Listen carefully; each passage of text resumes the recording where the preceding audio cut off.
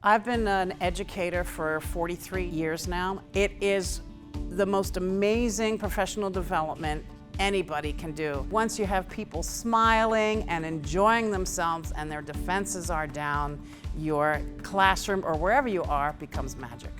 Playmakers is not just about having fun, it's also about learning what that fun does for the brain. Those adverse childhood experiences that can cause stress can be thwarted. They can be outdone, demolished through intentional, joyous experiences.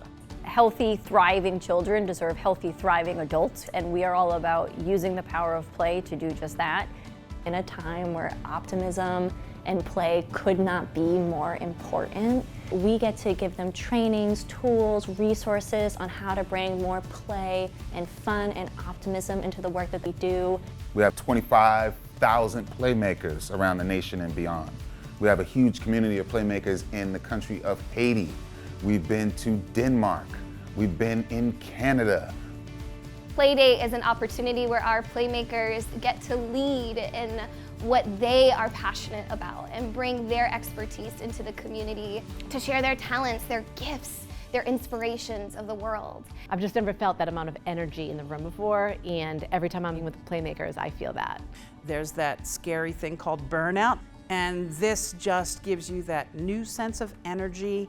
I was able to connect and regenerate myself. You cannot help regulate a child if you're not regulated yourself. It just made me that much more intentional, bleeds into helping my students. So much of what we do is helping kids heal from trauma through the power of play, but really, it's about healing the inner child in all of us.